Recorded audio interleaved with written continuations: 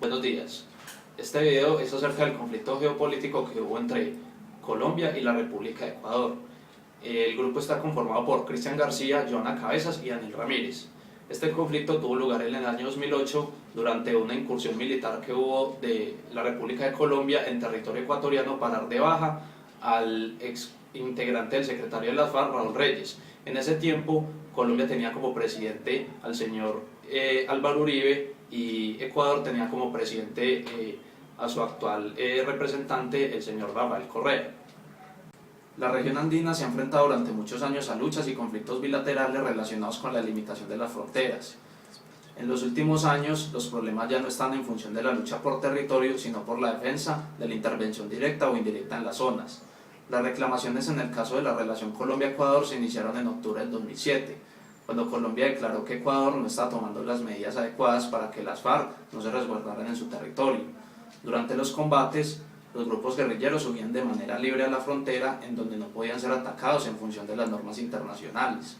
Esta situación fue advertida por el gobierno ecuatoriano, quien no se hizo cargo ni dio respuesta alguna. Por otro lado, el presidente Rafael Correa expresó su malestar frente a la fumigación con glifosato en la frontera con Ecuador por parte del gobierno colombiano. Estas fumigaciones se realizaron de manera amplia en la frontera, en donde la selva y el aislamiento geográfico facilitaban la siembra de cultivos de coca. Diferentes documentos de las cancillerías dan testimonio de esto. ¿Qué fue lo que detonó la crisis? La crisis diplomática se inicia el 29 de febrero de 2008 en territorio ecuatoriano cuando las fuerzas militares y policiales de Colombia incursionaron allí sin dar aviso a las fuerzas militares ecuatorianas de las acciones planeadas. Luego de bombardear un campamento guerrillero de las Fuerzas Armadas Revolucionarias de Colombia, FARC, en donde murió Raúl Reyes, segundo líder de este grupo, 18 guerrilleros y 4 estudiantes mexicanos más, el gobierno ecuatoriano es informado y en ese momento estalla realmente la crisis.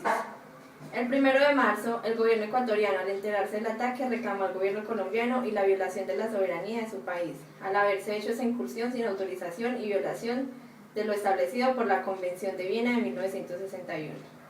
El gobierno colombiano, por su parte, centró su atención en justificar el ataque, destacando la importancia que tenía el proceso de lucha interna, el golpe dado al segundo cabecilla de este grupo armado. Se enfatizó en él la información encontrada en las computadoras de los guerrilleros, en donde se identificaron documentos que comprometían a los gobiernos ecuatorianos y venezolanos de colaborar con las FARC. Mientras tanto, el gobierno ecuatoriano insistía en su reclamo de intervención territorial. Para el 2 de marzo, el gobierno ecuatoriano ya había roto oficialmente las relaciones con Colombia, expulsando al embajador colombiano en Quito. Ecuador solicitó de forma vehemente la convocatoria al Consejo Permanente de Seguridad de la OEA y de la CAN para estudiar la intervención. Ese mismo día, Ecuador movilizó tropas hacia la frontera norte. ¿Cómo se resolvió realmente la crisis? El gobierno colombiano declaró que no movilizaría tropas a las fronteras con Ecuador y Venezuela, y dijo que se sometería a la verificación internacional por parte de la OEA y las Naciones Unidas. Además indicó que en la información encontrada en las computadoras quedaba muy claro que existían acciones que violaban la normatividad internacional en su prohibición a los países de albergar terroristas. Durante el 7 de marzo se llevó el tema de crisis a la cumbre del Grupo Guerrero celebrada en Santo Domingo, República Dominicana. En este momento los insultos entre los dos presidentes eran evidentes y se descalificaban mutuamente. Ese día se transmitió de forma directa la sesión de la cumbre, la cual fue seguida con gran atención en los países implicados. Cada país expuso su postura.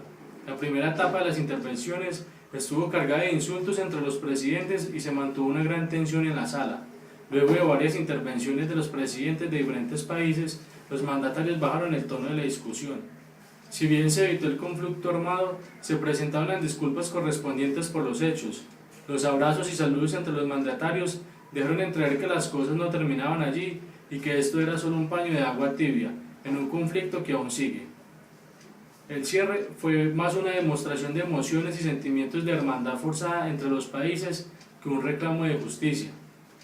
Estos países con serias diferencias y posturas políticas deben convivir y diseñar versiones de vecindad bajo entornos conflictivos y juego de intereses sobre las que se han construido un tipo de relación que les permite estar lo más cerca y lejos que se puede. Fue un cierre a regañadientes en donde los implicados salieron bien liberados, pero en donde se dejaron serias dudas, espacios de desinformación que siguen generando controversia. Hasta el momento es la información que se tiene. Que tengan un buen día.